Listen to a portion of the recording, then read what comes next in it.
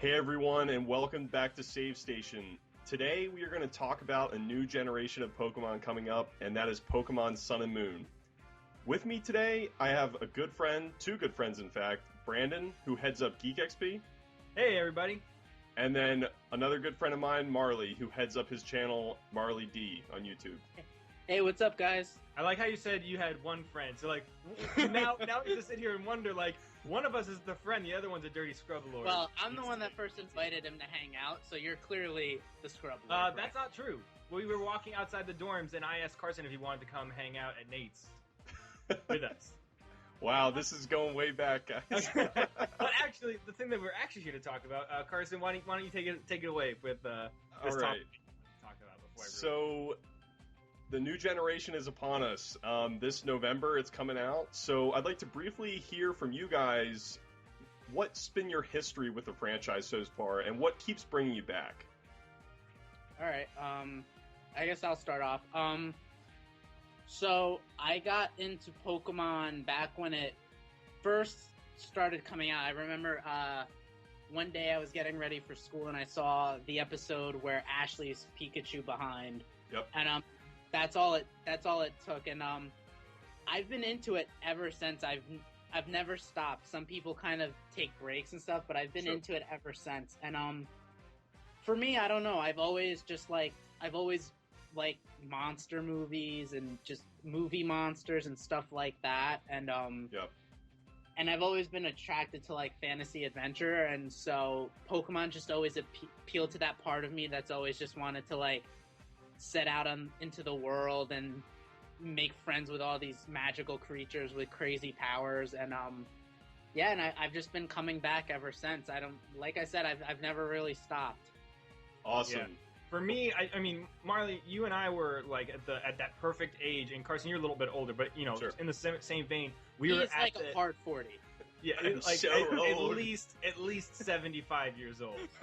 But we were sort of at that perfect age when Pokemon was coming out in America. We were like either 10 years old or maybe a little bit younger, and so we were like at the target age that that Nintendo was going for, and the characters in the show. Yeah. So for me, anyway, it sort of hit at that perfect vein where like I liked cool monsters. I was starting to get into the few anime shows that I was able to get access to. Pokemon being the biggest one. Well, that was the other. There were no cartoons out at the time that really looked like it. Yeah, not until Digimon came to America. Yeah. And for me, a big part, like at that age, I also really liked the Transformers. I liked seeing something turn into another thing, and Pokemon did that for me a lot. And then I enjoyed the games a lot.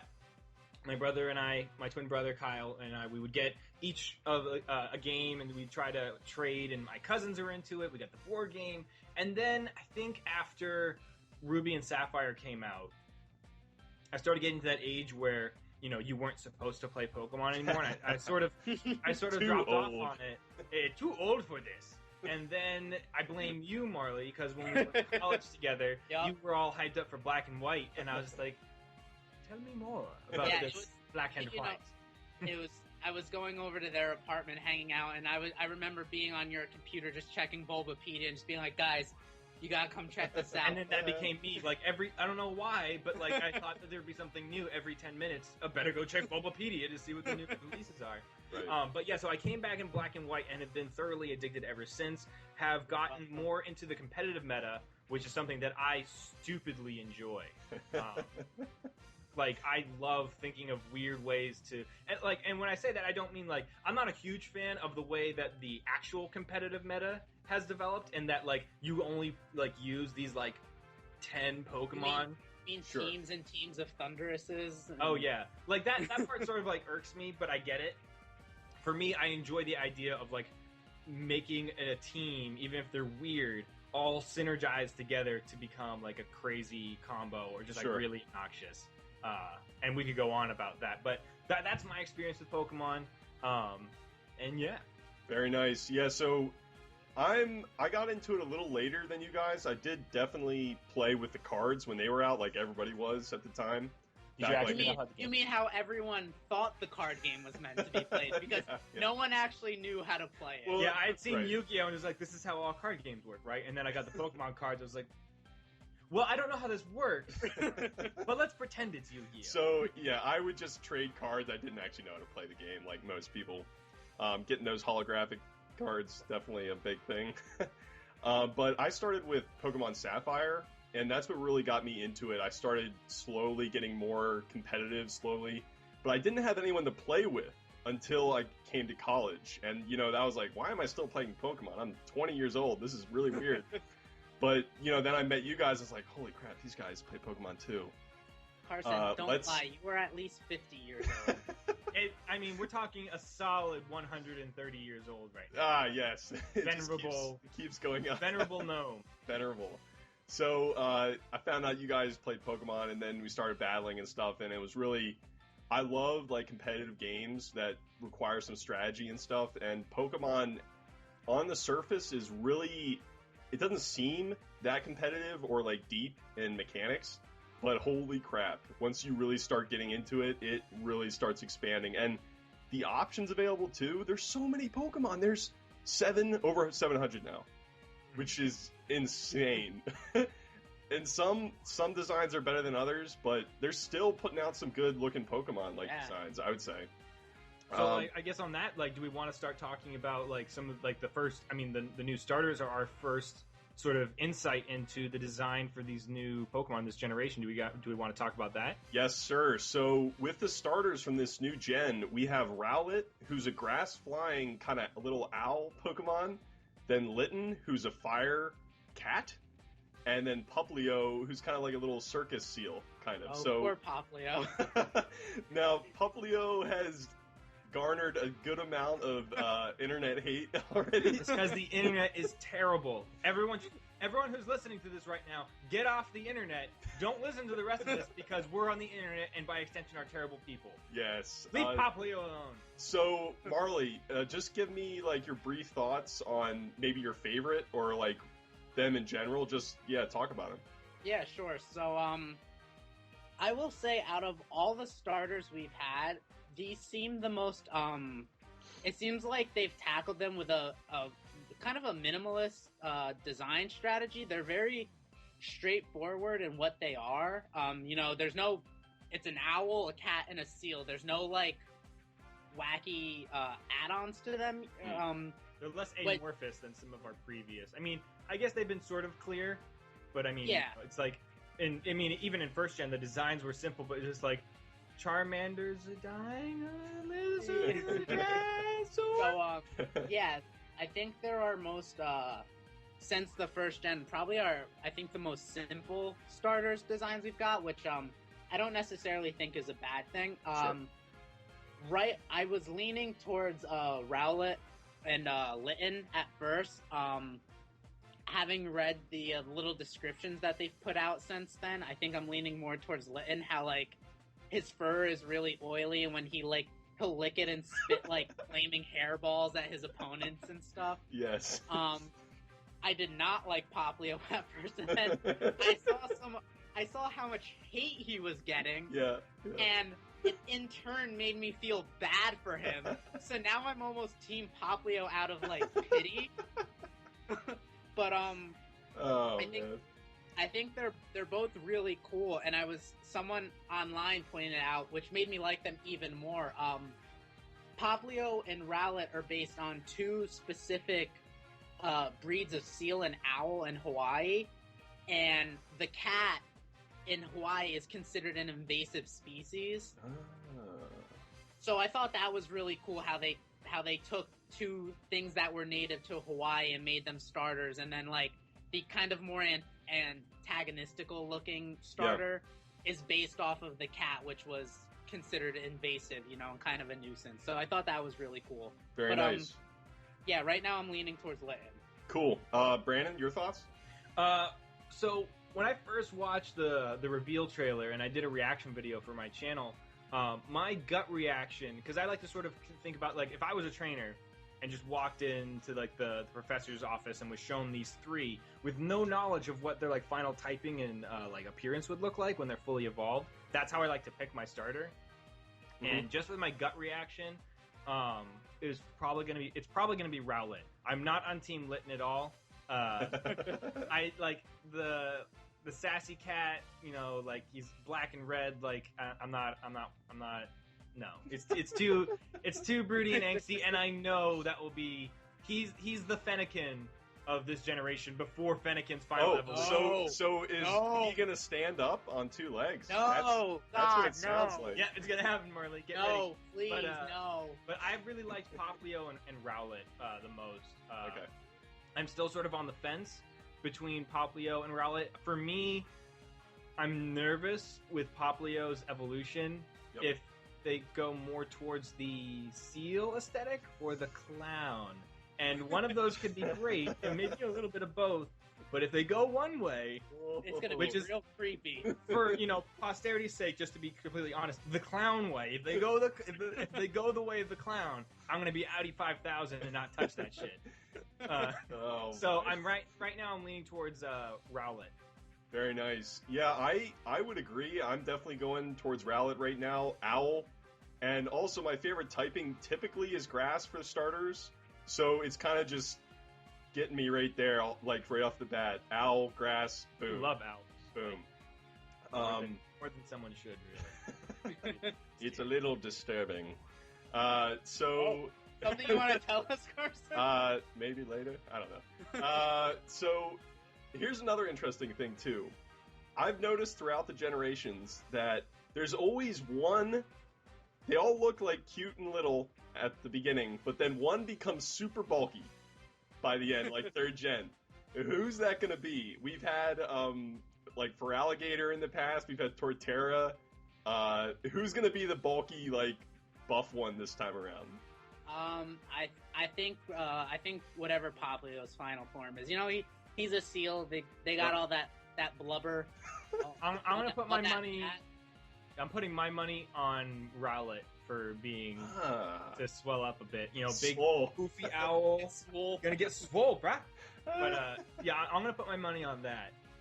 I like those kind of goofy looking big poofy characters. So. Yeah, I've seen so many. There's so many like rumored like final evolution kind of like designs out there. It's like insane. Some of them look kind of cool too.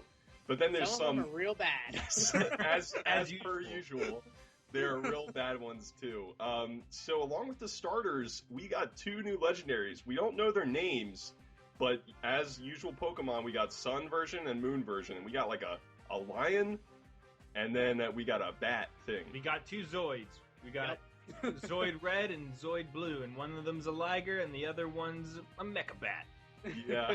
With galaxies in its wings. Yeah. Yes. Which some people were tying that to the one gym leader from X and Y. The psychic type gym leader, I believe. She kind of had like a cape and stuff. Oh yeah. Yeah. I don't really think there's anything there. It's that's not the first time they've like had a design aesthetic in a Pokemon that's matched up with an important trainer. Yep. I honestly, I just think it's a coincidence. I think it was one of those things where it was like, oh, space. Sure. and this gym leader also happened to be space. Yeah, just because like that one leader had that aesthetic, you know, especially with the titles being Sun and Moon, you know, and those, you know, night and day, those sort of elements will be inherently inherent components to these Pokemon's designs. You know, with our Liger legendary, you know, he's sort of got his mane sort of reflective of the sun. So noble. If he was running for president, I would vote for him. I'd vote for anyone right now that's not the main ticket right now. So not getting into that. So which one would you guys choose as of now? Sun. Okay. I believe I would go Sun as well. I have a feeling all of our friends are going to be Sun, and we're going to have to suck it up and hop on Wonder Trade to get the Moon exclusives we need. Yeah.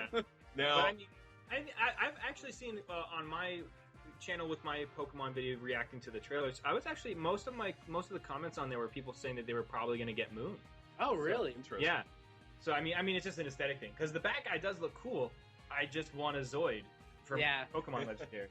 Now, of course, we're probably going to get exclusive Pokemon to both, so we might change our minds in the future. But as of now, I think we're all leaning towards the Lion Pokemon. Well, the thing is now, with the advent of the GTS, Wonder Trade, and then, the friend code system, exclusives don't even really matter as much as they used to.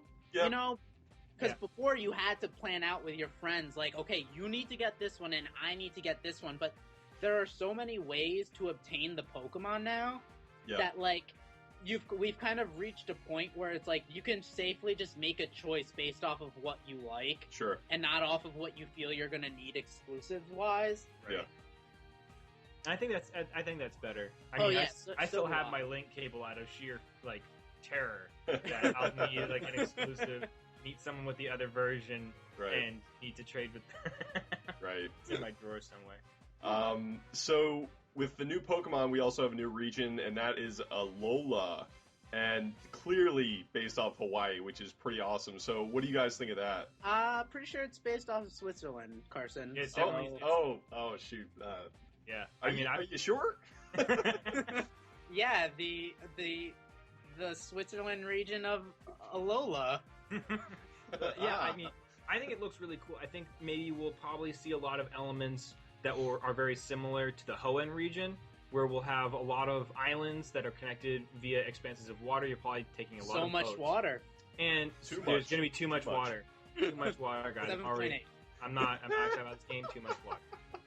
But, and that sort of, I think it's a cool aesthetic that hasn't really been touched on. We get these cool, like, designs in the architecture and in a lot of the landscape that we see. Yeah.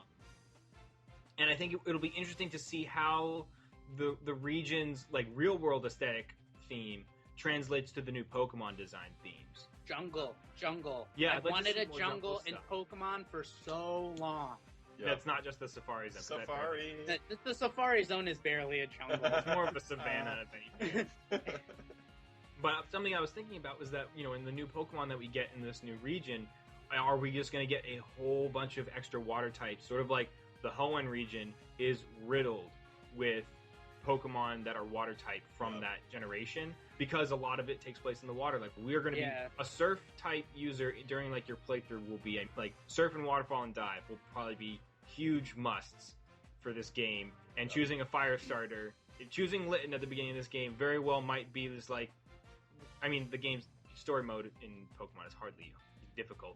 But from the 3 starters, if you're going to be like maining Litten as like the huge like component of your team, you're going to be playing on hard mode, sort of like if you're playing Sapphire and you choose Blaziken as your starter. It's just like, these big story moments, guess who's not going to be in the big fight? It's your starter. I have a feeling we're going to get some more fire Pokemon this time around. If you've seen the world map, there's obviously a volcano. Yeah.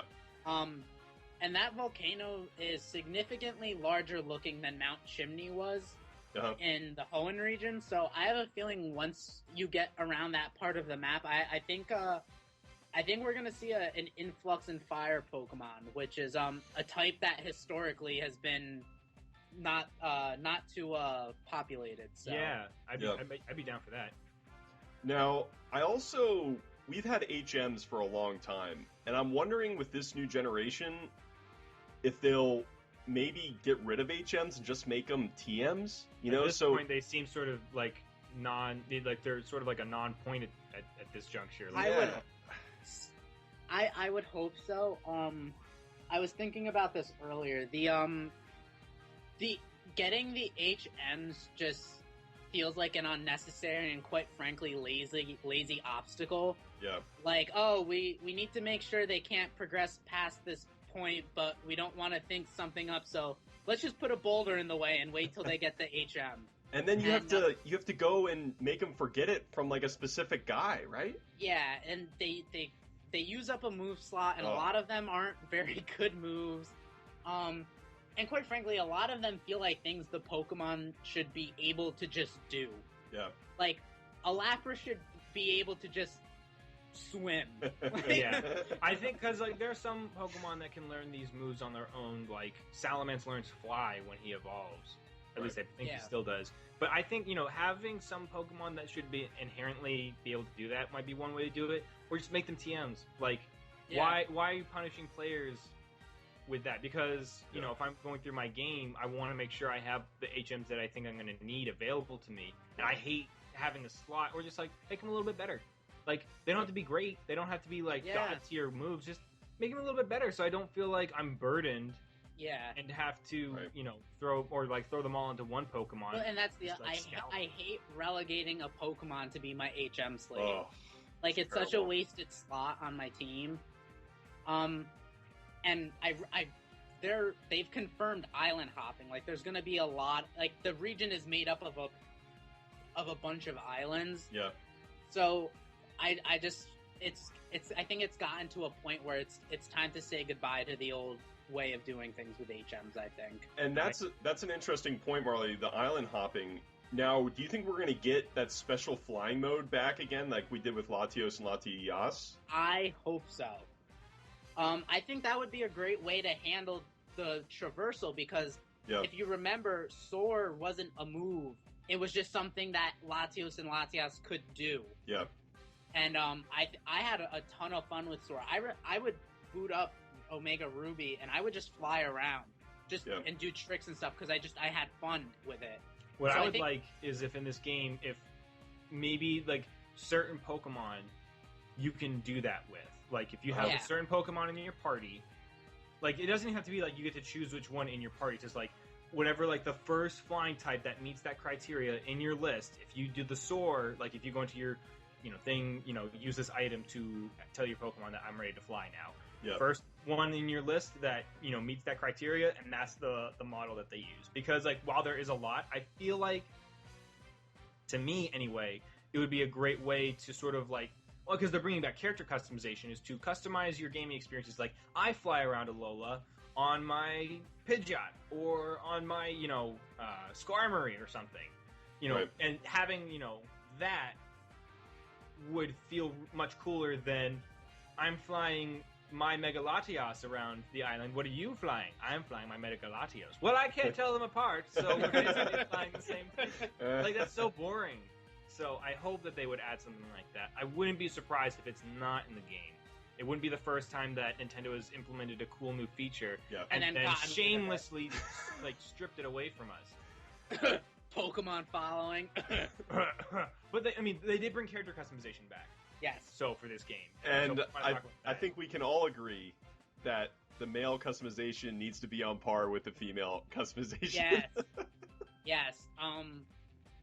The clothing options for the male avatars in X and Y are just so lackluster compared to the female avatars. Yeah.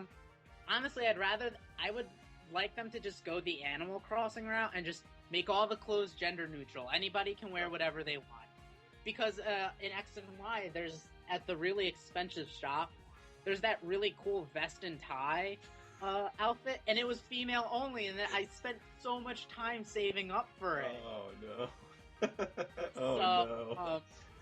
Yeah, I say just go gender neutral with the clothes. Sure.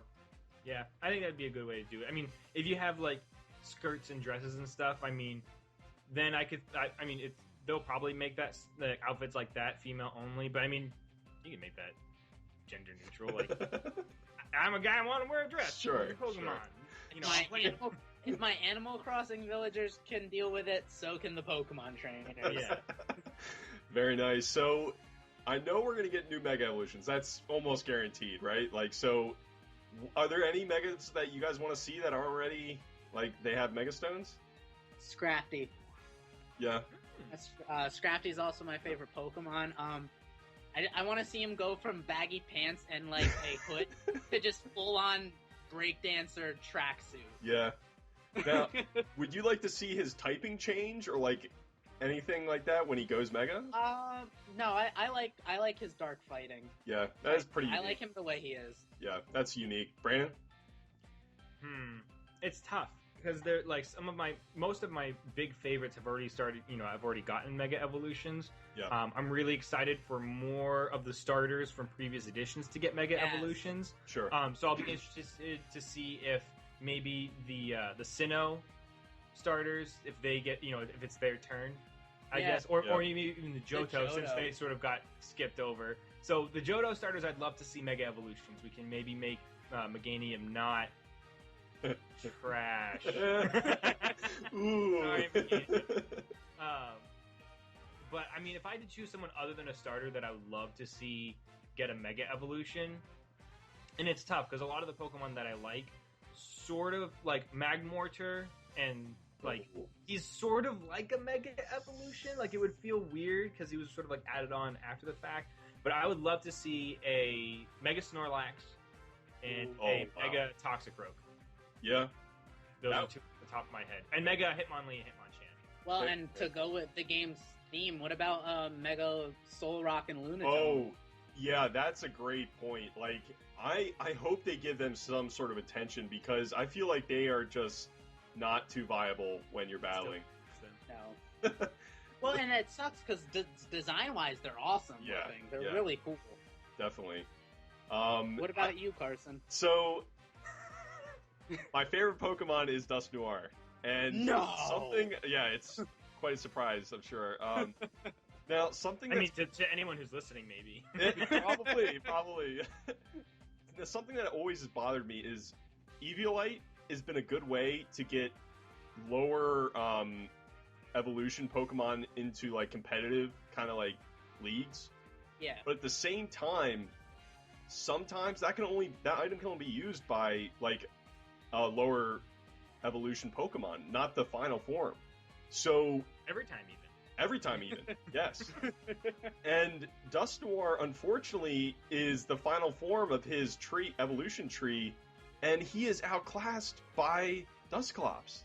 And he's not the only one that this has happened to either. I think there's other Pokemon too that will outclass their final form. Isn't Rhyhorn better than Rhyperior? Rhyhorn with Eviolite is better than Rhyperior. I know his defensive stat would go through. His defensive stat is at least. And I think it's the same way with like Chansey, I'm pretty sure. Yeah. And then what's another one? Porygon 2 or yeah, Porygon 2 with Eviolite is pretty beastly. I mean, it really does. I mean, you really at that point decide between offense and defense with most of these things. Like Dusknoir, while he lacks that defensive like bulk that Dusclops has, his attack is much higher. It's not super high. You're not going to be sweeping anyone, but you get a greater balance between offense and defense for just like a general like beefy damage dealer, which I kind of like actually. Like even with like my Chestnut, who's like fully physically invested in defense, I still have some investment in his attack so that his moves can, still do some damage. I kind of want to see Dusknoir get a Mega, and maybe I'm probably definitely biased just because he's my favorite, but I would like to maybe see his ability change, just because his hidden ability is, he went from pressure to, what was it? It was, he can look and see the other Pokemon's item. Frisk. Frisk.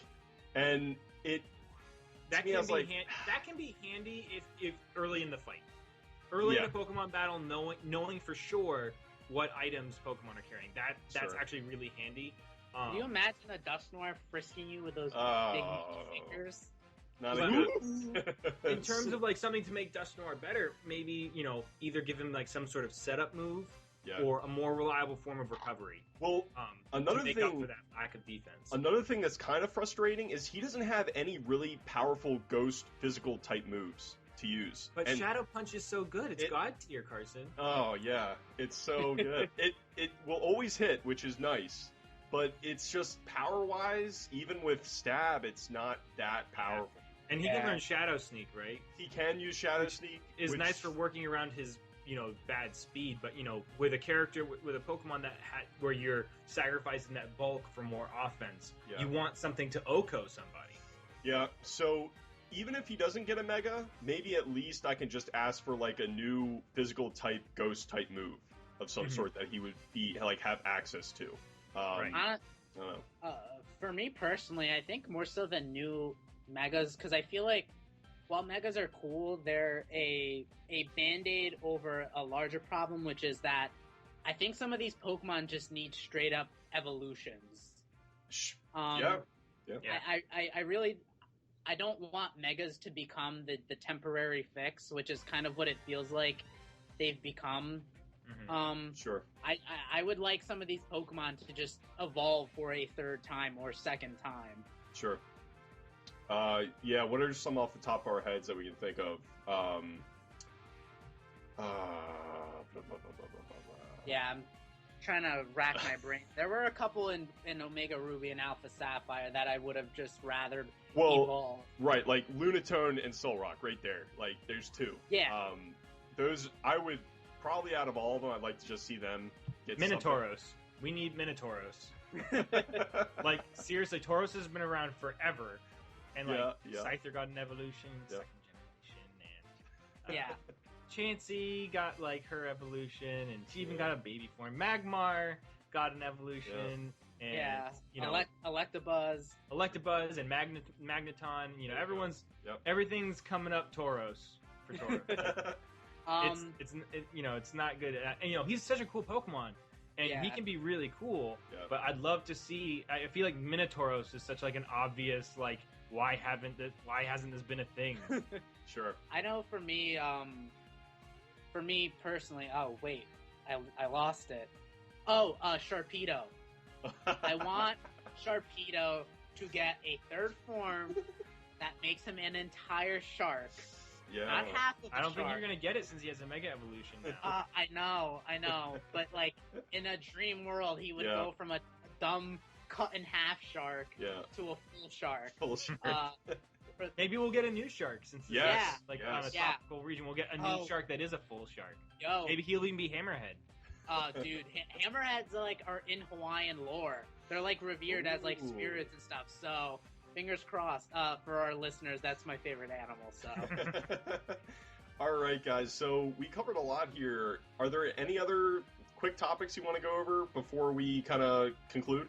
Yeah, something I wanted to bring up was that I noticed in the trailer was they have changed the aesthetic of like the human characters in game. Like as you're walking around, the characters have a much more realistic proportions. Yes, and that they're not quite as like small.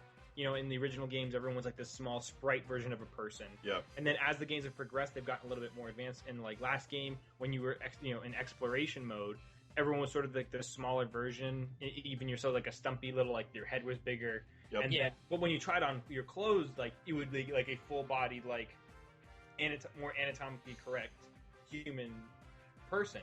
Right. But now it looks like they're that sort of aesthetic that is more present in the anime. Those proportions are going to carry forward now into the games. And I was really excited for that. I like that look.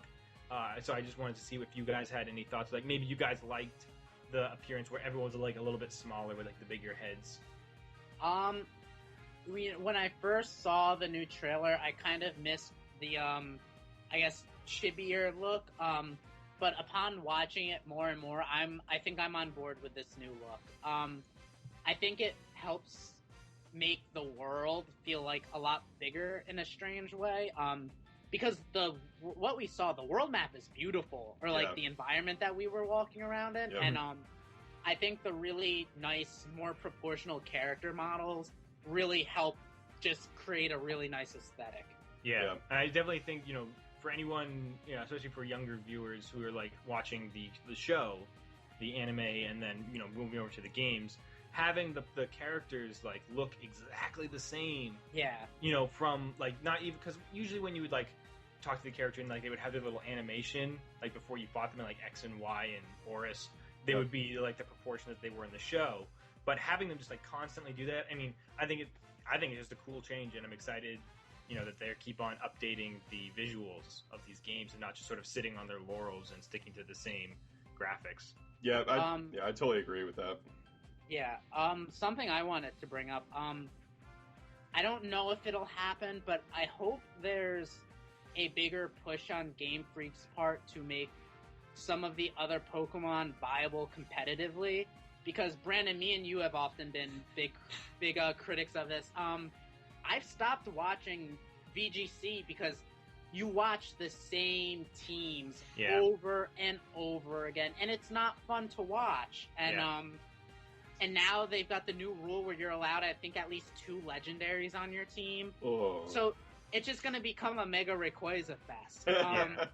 So I'd really like with this new generation, and you know, like the competitive scene will always find their golden darlings that they always go to, but I would like to see more of a push on Game Freak's part to make some of these Pokemon viable, other Pokemon viable as well, just so we're not watching the same matches over and over again. Right. I would love to see that.